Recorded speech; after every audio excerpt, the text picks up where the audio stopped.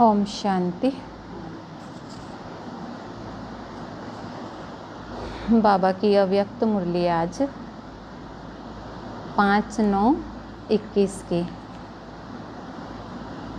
बाबा ने कहा, नई दुनिया की तस्वीर का आधार वर्तमान श्रेष्ठ ब्राह्मण जीवन। भी नई दुनिया का आधार क्या है? तस्वीर। नई दुनिया की तस्वीर का आधार क्या है? हम चाहते हैं ना नई दुनिया हो, कैसी हो, स्वर्ग हो, तो उसका आधार क्या है? वर्तमान श्रेष्ठ ब्राह्मण जीवन। आज विश्व रचता, विश्व की श्रेष्ठ तकदीर बनाने वाले बाप दादा अपने श्रेष्ठ तकदीर की तस्वीर स्वरूप बच्चों को देख रहे हैं। आज बाबा क्या कर रहे थे? अपने बच्चों को देख रहे थे। आप सभी ब्राह्मण आत्माएं विश्व की श्रेष्ठ तकदीर की तस्वीर हो। ब्राह्मण आत्माएं क्या हैं? जो नया आने वाला विश्व है, श्रेष्ठ विश्व है, उसकी तकदीर है। ब्राह्मण जीवन की तस्वीर से भविष्य की श्रेष्ठ तकदीर स्पष्ट दिखाई देती है। बाबा कहते ब्राह्मण जीवन की तस्वीर से, बाबा कहते भविष्य की श्रेष्ठ तकदीर स्पष्ट दिखाई देती है। ब्राह्मण जीवन का हर श्रेष्ठ कर्म भविष्य श्रेष्ठ फल का अनुभव कराता है। बाबा कहते हम ब्राह्मण जीवन में जो भी कोई श्रेष्ठ कर्म करते हैं, अच्छे कर्म करते हैं, श्रेष्ठ माना अच्छे कर्म करते हैं, तो वो अच्छे कर्म हमें श्रेष्ठ फल का ही अनुभव कराता है। क्योंकि अच्छे कर्मों का फल क्या होगा? अच्छे फल ही होंगे ना। तो ब्राह्मण जीवन का श्रेष्ठ संकल्प भविष्य का श्रेष्ठ संस्कार स्पष्ट करता है। तो वर्तमान ब्राह्मण जीवन तस्वीर है भविष्य तकदीरवान संसार की। बाप दादा ऐसे भविष्य की तस्वीर बच्चों को देख हर्षित होते हैं। तस्वीर भी आप हो, भविष्य की तकदीर के आधार मूर्त भी आप हो। बाबा कहते भविष्य भी आप हो, भविष्य की नई दुनिया का भविष्य भी आप हो, और भविष्य की तकदीर के आधार मूर्त भी आप हो। आप श्रेष्ठ बनते तब ही दुनिया भी श्रेष्ठ बनती है। अगर आप श्रेष्ठ बनते हो तो दुनिया भी क्या बन जाएगी? श्रेष्ठ बनेगी। आपकी उड़ती कला की स्थिति विश्व की भी उड़ती कला है। आप आत्माएं समय प्रति समय जैसे स्टेज से पास करते हो तो विश्व की स्टेजेस भी परिवर्तन होती रहती है। भी अगर हम आत्माएं सतो प्रधान होती हैं तो विश्व भी सतो प्रधान अवस्था में है। अगर हम आत्माएं तमो प्रधान बन गई तो विश्व भी तमो प्रधान ही बन गया। क्यों? क्योंकि देखो, जैसे कहते हैं ना कि घर के अंदर जो बड़े होते हैं वो क्या होते हैं? पूरे घर का आधार होते हैं। अगर बड़े लायक हों तो बच्चे ऑटोमेटिक उनको देख के लायक बन जाएंगे। और अगर माँ बाप ही ना अच्छे हों, है ना, स्वार्थी हों, लोभ लालच वाले हों, हाँ, दंगे फसाद करने वाले हों, तो बच्चे कैसे निकलेंगे? बच्चे भी तो वैसे ही बनेंगे ना। उसी तरह से हम इस सृष्टि के बड़े थे, देवी देवता। हम जब सतो प्रधान थे तो सृष्टि भी सतो प्रधान, और जब हम आत्माएं तमो प्रधान बन गई ना तो पूरी सृष्टि तमो प्रधान बन गई।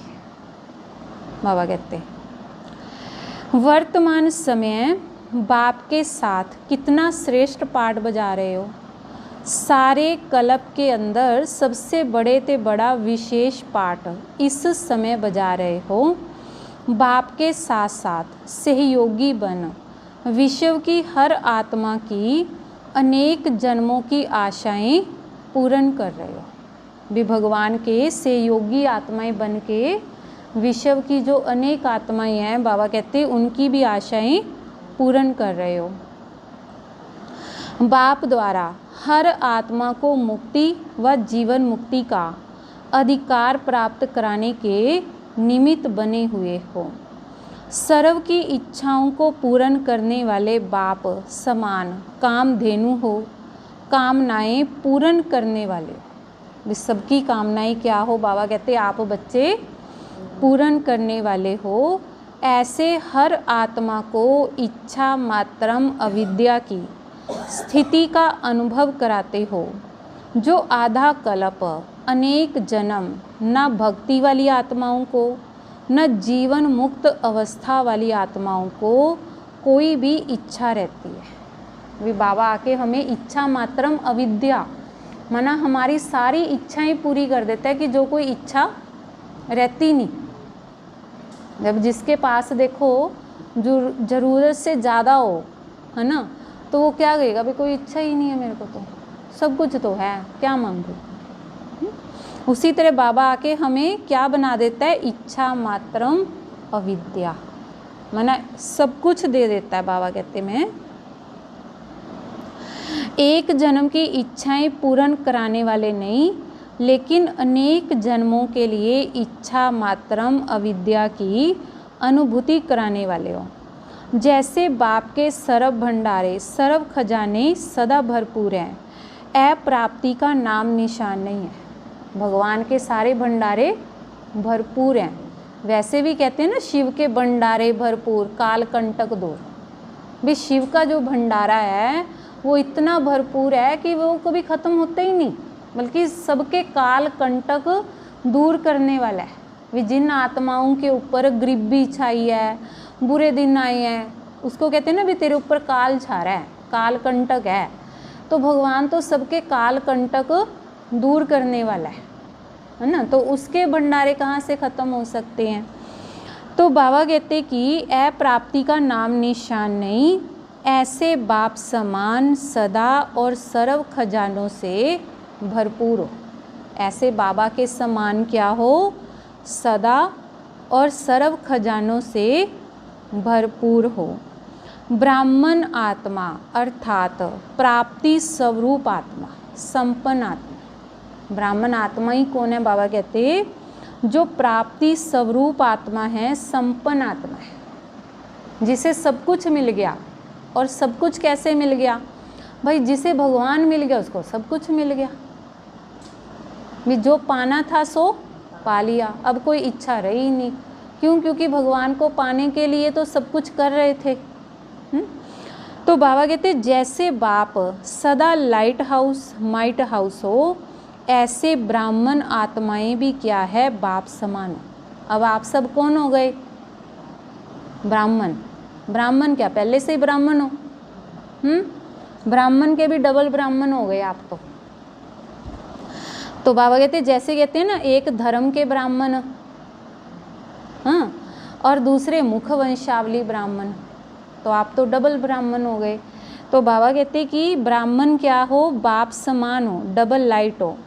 इसलिए हर आत्मा को अपनी मंजिल पर पहुंचाने के निमित्त हो।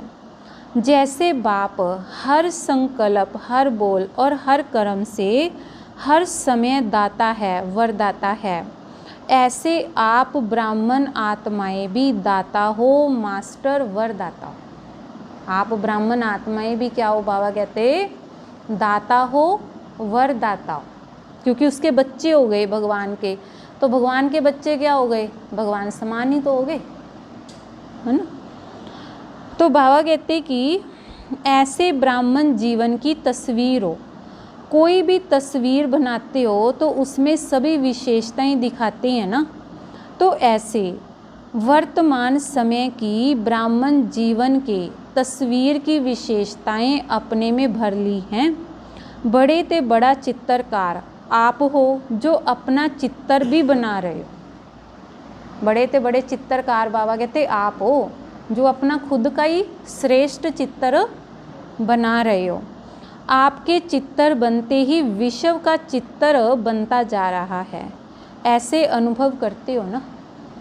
जैसे जैसे आपका चित्तर श्रेष्ठ बनता है तो विश्व भी श्रेष्ठ बनता है। क्योंकि देखो जो ये हमारा विश्व है ना, ये हमारे एक एक से बना हुआ है। देखो अगर कोई एक व्यक्ति नीच काम करता है ना तो पूरे विश्व का नाम बदनाम होता है। और अगर कोई एक व्यक्ति जाके विदेश में कोई अच्छा काम कर दे, है ना, तो पूरे भारत का नाम रोशन हो जाता है भी हाँ भी उसने चमका दिया। जैसे विवेकानंद जी ने क्या किया था, विदेश में जाके भारत का नाम रोशन किया, सिर्फ एक नहीं। तो उसी तरह बाबा कहते हैं जब आप अपने चित्र बनाने वाले हो तो आपका चित्र श्रेष्ठ बनते विश्व भी श्रेष्ठ बन जाता है। चित्र का मतलब है हम अपना चरित्र श्रेष्ठ बनाने वाले बच्चे। कई पूछते हैं ना कि नई दुनिया में क्या होगा, नई दुनिया में क्या होगा, माना नई दुनिया माने सतयुग में क्या होगा। तो नई दुनिया की तस्वीर तो आप ही हो, आपकी जीवन से भविष्य स्पष्ट होगा।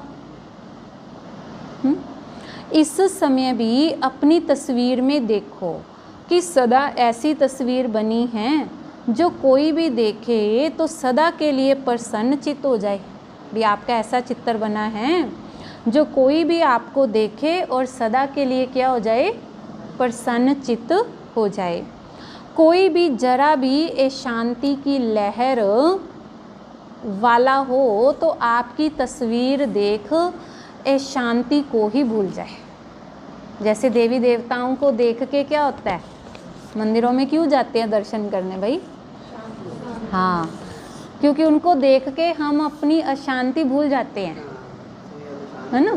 तो बाबा कहते वो तो जड़ मूर्ति हैं, उनको भी देख के देखो, जड़ मूर्तियाँ इतनी सुंदर बनी हैं कि उनको देख के हम अपनी मन को शांति पाते हैं। तो बाबा कहते जड़ मूर्ति इतना कल्याण कर सकती हैं तो आप तो चेतन मूर्तियाँ हो, क्या नहीं कर सकते। शांति की लहरों में लहराने लगे, अप्राप्ति स्वरूप प्राप्ति की अनुभूति स्वतः ही अनुभव करे। बाबा कहते कि अप्राप्ति स्वरूप आत्माएं प्राप्ति की अनुभूति स्वतः ही अनुभव करे। भिखारी बन के आए और भरपूर बनकर जाए।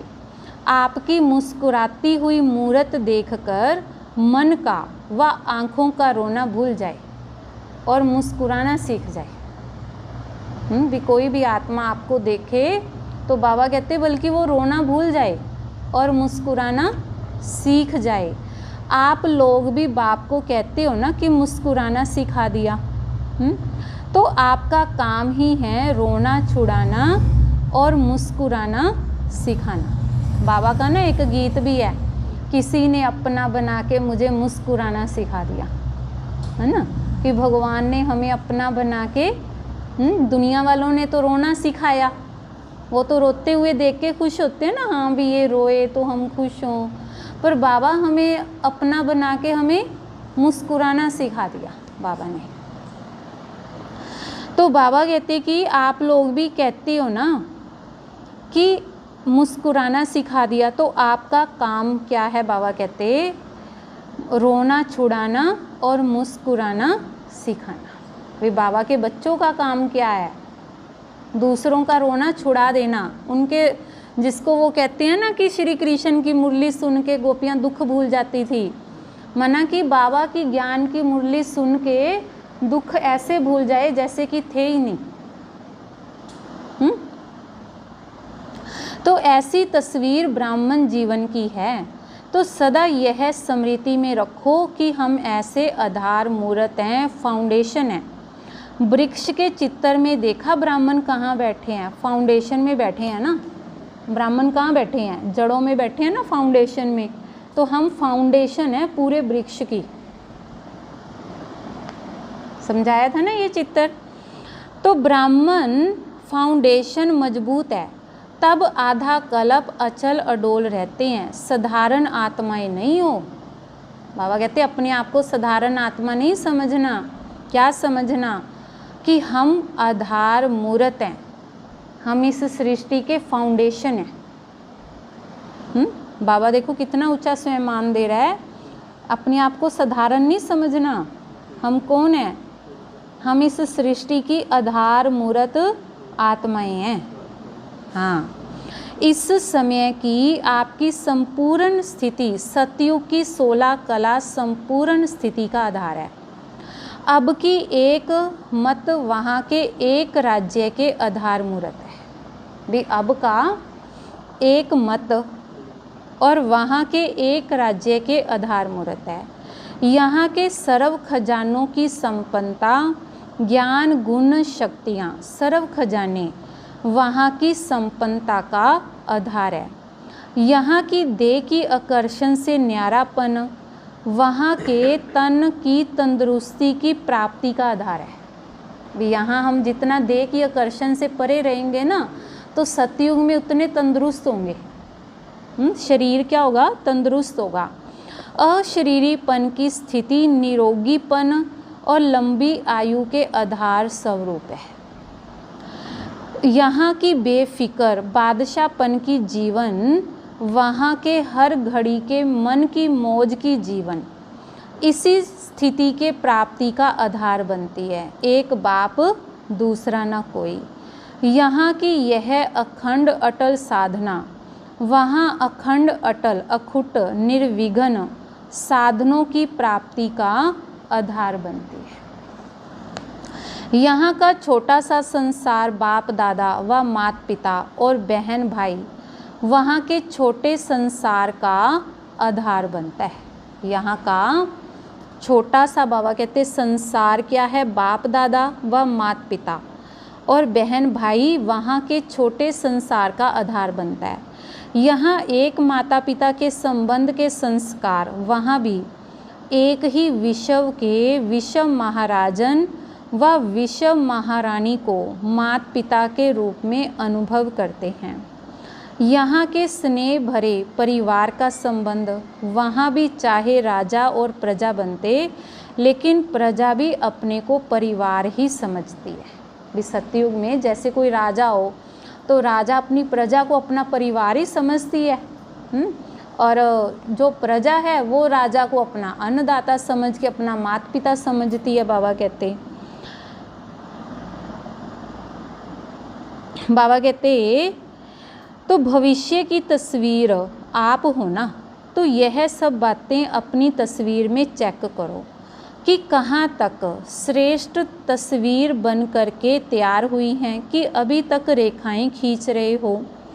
होशियार आर्टिस्ट हो ना। बाप दादा यही देखते रहते हैं कि हर एक ने कहाँ तक तस्वीर तैयार की है।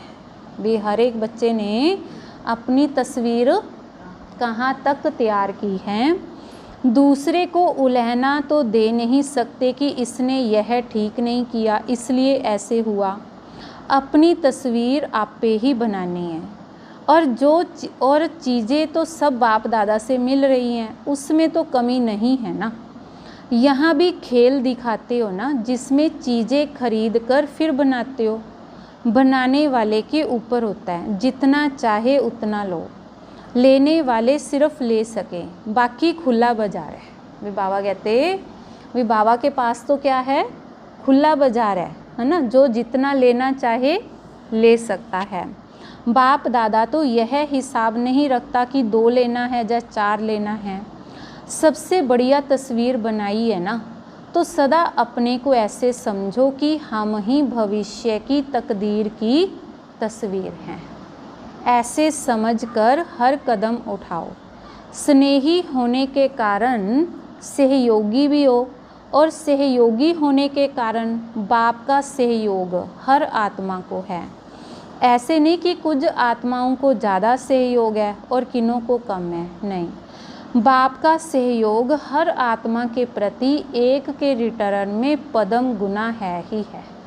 ये अगर हम बाबा के कार्य में एक सहयोग देते हैं तो बाबा आपके कार्य में पदम गुना सहयोग देगा, क्योंकि भगवान बड़ा है ना। तो बाबा कहते कि जो भी सहयोगी आत्माएं हों उन सबको बाप का सहयोग सदा ही प्राप्त है, और जब तक है तब तक है ही है। और जब तक है बाबा कहते तब तक बाबा का सहयोग है ही है।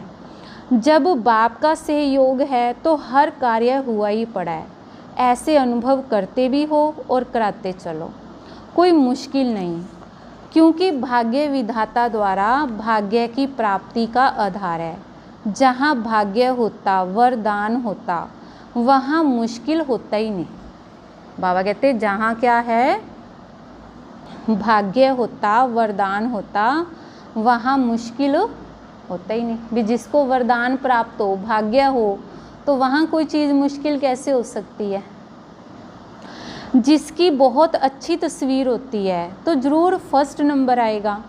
तो सभी फर्स्ट डिवीज़न में आने वाले हो ना, फर्स्ट नंबर फर्स्ट एक आएगा, लेकिन फर्स्ट डिवीज़न तो है ना, तो किस में आना है। फर्स्ट डिवीज़न सबके लिए है, कुछ कर लेना अच्छा है। बाप दादा तो सबको ही चांस देते हैं। जैसे टीचर है ना, वो स्कूल में सबको एक जैसी पढ़ाई पढ़ाता है ना, एक ही क्लास होती है, एक ही वातावरण होता है, पर उसी में देखो कोई तो बच्चा फर्स्ट आ जाता है, कोई सेकंड थर्ड पास, और फिर कोई फेल भी हो जाता है। अब टीचर जो क्लास में जो फर्स्ट आया उसके लिए कोई अलग विशेष तो नहीं पढ़ाती ना, है ना, सबके एक जैसी पढ़ाई है। पर ये तो समझने वाले की बुद्धि पे निर्भर करता है कि वो कितना धारण करता है, कितना वो ध्यान से सुनता है।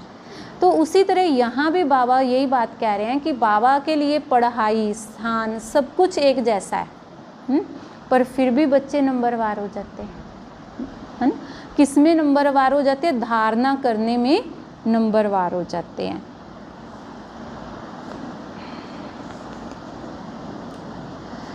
फिर पर्सनल मुलाकात है बाबा की। बाप का हाथ सदा मस्तक पर है ही, ऐसा अनुभव करते हो। बाप का हाथ सदा मस्तक पर है, ऐसा अनुभव करते हो कि भगवान का हाथ मेरे मस्तक पर है। श्रेष्ठ मत ही श्रेष्ठ हाथ है। भगवान की जो हमें श्रेष्ठ मत मिलती है वही भगवान का श्रेष्ठ हाथ है।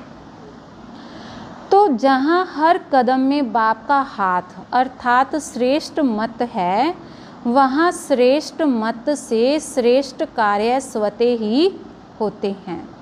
तो सदा हाथ की स्मृति से समर्थ बन आगे बढ़ाते चलो।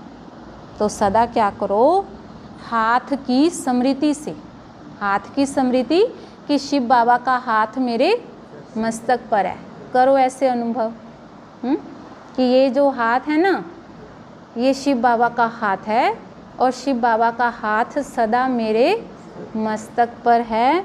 और जिसके मस्तक पर भगवान का हाथ हो, बाबा कहते उसके सर्व कार्य स्वतः ही हुए पड़े हैं, उसके सारे कार्य हुए ही पड़े हैं। बस ये अनुभव करते जाओ। कोई भी कार्य मुश्किल आए तो कहो कि बाबा का हाथ सिर पर है और मेरे लिए कोई भी मुश्किल कार्य नहीं है। तो बाबा कहते कि ये सदा स्मृति में रखो और आगे बढ़ते चलो। बाप का हाथ सदा ही आगे बढ़ाने का सहज अनुभव कराता है। जहाँ भगवान का हाथ हो तो आगे ही बढ़ेंगे, पीछे से थोड़े ही बढ़ेंगे। तो इसलिए इस श्रेष्ठ भाग्य को हर कार्य में स्मृति रख आगे बढ़ते रहो। सदा हाथ है, सदा जीत है। बाबा का हाथ है सिर पे तो सदा जीत है, हमारी जीत हुई पड़ी है, हमें कोई हरा नहीं सकता, है ना। फिर प्रश्न है, बाबा ने कहा सहज योगी सदा रहे, उसकी सहज विधि कौन सी है। उत्तर है बाप ही संसार है। भी हमारा जो योग है वो सहज हो जाए, मुश्किल ना लगे भगवान को याद करना। मुश्किल क्यों है भगवान को याद करना, क्योंकि बुद्धि है ना वो देहधारियों में फंसी पड़ी है, भगवान की याद आती नहीं, है ना। तो इसीलिए क्या कहो, बाप ही संसार है। जैसे किसी माँ का एक पुत्र हो, हाँ, और कोई है ही नहीं, सगा संबंधी कोई भी नहीं है उसका, है ना, ना कोई उसके माँ बाप है, ना उसका पति है, ना उसका कोई भाई है, कोई उसको पूछने वाला नहीं है। तो वो क्या कहती है कि मेरा बेटा मेरे लिए तो संसार है, मेरे लिए यही सब कुछ है ना। तो उसकी बुद्धि सारा दिन किस में रहेगी और किसी में जाएगी, देखेगी भी नहीं, सिर्फ बेटे तक ही रहेगी। उसी तरह ये कहो कि भगवान है ना, जो बाप है, शिव बाबा है, वो मेरा संसार है, उसके अलावा मेरा इस दुनिया में कुछ भी नहीं है, तो बुद्धि और कहाँ जाएगी, है ना। वो कहा ना कि जहाँ मेरापन आ गया तो मेरेपन में मोह होता ही होता है ना। तो इसीलिए बाबा कहते इस स्मृति में रहो तो सहज योगी बन जाएंगे, क्योंकि सारा दिन संसार में ही बुद्धि रहती है। जब बाप ही संसार है तो फिर बुद्धि जाएगी कहाँ, भगवान ही संसार बन गया तो फिर और तरफ बुद्धि कहाँ जाएगी, संसार में ही जाएगी ना, जंगल में तो नहीं जाएगी। जब बाप ही संसार हो गया तो सहज योगी बन जाएंगे, नहीं तो मेहनत करनी पड़ेगी। बुद्धि को यहाँ से बुद्धि हटाओ, वहाँ से जुड़ाओ, सदा बाप के स्नेह में समाये रहो तो वह भूल नहीं सकता। वे सदा बाबा के स्नेह में समा जाओ। जैसे दुनिया में ना, जैसे बताया, जब एक ही संसार है ना, चाहे बेटा है, चाहे पति है, चाहे कोई भी है ना, एक ही संसार है, तो कोई भी बात पूछनी होगी, दिल की करनी होगी, लेना देना करना होगा, तो किससे करेंगे, उस एक से ही करेंगे ना। उसी तरह जो कुछ भी करना है अब बाबा से करो, दिल की बात, लेन देन, हाँ जो भी कुछ है मन में आता है, कोई बात भी आती है, बाबा से करो। हाँ, तो बाबा कहते कि नहीं तो मेहनत करनी पड़ेगी। फिर अव्यक्त बाप दादा से डबल विदेशी भाई बहनों की मुलाकात। डबल विदेशियों में सेवा का उमंग अच्छा है। डबल विदेशी बाबा फॉरेनर को बोलता है ना। फॉरेनर डबल विदेशी कैसे हो गए, एक तो वैसे विदेश से आए हैं और दूसरा परम धाम से आए हैं। हम सिंगल विदेशी हैं क्योंकि हम सिर्फ परम धाम से आई हुई आत्माएं हैं, तो हम सिंगल हैं। वो डबल हो गई, एक वैसे फॉरेन से और एक परम धाम से, तो इसलिए बाबा उनको बोलता था डबल विदेशी। समझ आई? इसीलिए बाबा कहते वृद्धि भी अच्छी कर रहे हो। और फॉरेन वाले जो बच्चे हैं ना, बाबा कहते विदेशी लोग हैं, उनको सेवा का उमंग अच्छा है। और रही सच्ची बात है ये, वो जैसे ही सेवा में आई, जैसे उनको ज्ञान मिला ना, तो सेवा में लग गए। बस सेवा सेवा भी, कैसे दूसरों को भी संदेश दे दें, ये नहीं कि अपने तक ही सीमित। बाबा कहते ये विदेशियों की सबसे बड़ी मना ये कह लो विशेषता दिखाई है। बाबा कहते आती सेवा में लग गए। भारत वाले तो डरते हैं ना थोड़ा सा सेवा करने में, क्या कहेंगे, अच्छा ब्रह्मा कुमारियों के जाने लग गया, कैसे, क्यों, क्या हो गया तेरे को, कोई दुख आ गया क्या, लोग ऐसा ऐसा बोलते हैं। तो बाबा कहते विदेश सेवा में 14 वर्ष की वृद्धि अच्छी की है। लौकिक और अलौकिक डबल कार्य करते आगे बढ़ रहे हैं। डबल कार्य में समय भी लगाते हो और बुद्धि भी, शरीर की शक्ति भी लगाते हो, तो यह भी बुद्धि की कमाल है। लौकिक कार्य करते भी सेवा में आगे बढ़ना, यह भी हिम्मत का काम है। बाबा कहते हैं विदेशी लोगों की दूसरी विशेषता पता है क्या है, साथ में नौकरी भी करते हैं और सेवा भी करते हैं। फॉरेन के अंदर क्या है ना, जितने भी विदेशी हैं दिन में नौकरी करके आते हैं, सुबह और रात को क्लास करते हैं, करवाते हैं वहाँ पे। ये उनकी विशेषता है।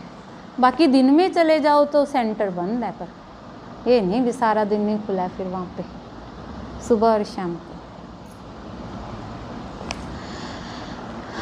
बाबा कहते समय शक्ति दोनों के प्रमाण सेवा करते चलो। सेवा कभी रह नहीं सकती, आज नहीं तो कल नहीं है। अगर सच्चे दिल से, दिल के स्नेह से जितनी सेवा कर सकते हो उतनी करते हो, तो बाप दादा कभी उलहना नहीं देंगे कि इतना काम किया, इतना नहीं किया, शाबाश